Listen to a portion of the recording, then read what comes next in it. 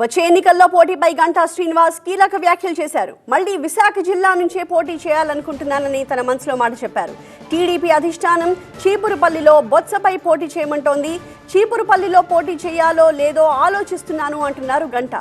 వారం రోజుల్లోనే టీడీపీ అభ్యర్థుల్ని ప్రకటించే అవకాశం ఉంది. తాను ఎక్కడి నుంచి పోటీ చేస్తానో అప్పుడే తెలుస్తుంది అంటున్నారు గంటా. ప్రతిసారి మీరు కాన్స్టిట్యూన్సీ మారుతున్నారంటే లేదు, ఈసారి బ్రేక్ చేస్తాను, చేసిన చోట చేయాలనుకుంటున్నా అని చెప్పాను. నేనైతే అదే అనుకుంటాను. ఈ 1 వీక్లో అనౌన్స్ చేస్తారు, పార్టీ అధిష్టానం లిస్టు ప్రకటిస్తుంది, అప్పుడు తెలుస్తుంది నాకు కూడా. యా, వచ్చింది, పార్టీ ప్రపోజల్ వచ్చింది, చెప్పారు, ఆలోచిస్తున్నాను.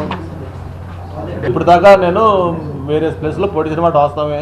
ఈసారి ఇట్లా చీపురుపల్లిలో అక్కడ సీనియర్ లీడర్ ఉన్నాడు కాబట్టి అక్కడ నేను చేస్తే బాగుంటుందని ఆలోచించి వాళ్ళు పార్టీ ఒక ప్రపోజల్ పెట్టింది. దాన్ని నేను ఆలోచిస్తున్నాను. No, that's what I'm thinking now. So far I have not taken any decision. Anakapalli పార్లమెంటుగా ఫస్ట్ వచ్చాను కాబట్టి ఆ పార్లమెంట్ పరిధిలో చోడవరం, అనకాపల్లి ఎమ్మెల్యేలు చేశాను. నేను వైజాగ్లో ఉంటాను కాబట్టి వైజాగ్ చుట్టుపక్కల ఉన్న భీమ్లో నాతో చేశాను. ఇప్పుడు చీపురుపల్లి అనేది ఇట్స్ ఏ సర్ప్రైజ్ అండ్ కొత్త నాకు ఒక న్యూస్ అది. ఎందుకంటే మన జిల్లా కాదు, పక్క జిల్లా, నాకు ఇక్కడ నుంచి 150 కిలోమీటర్ దూరంలో ఉన్న ప్రాంతం.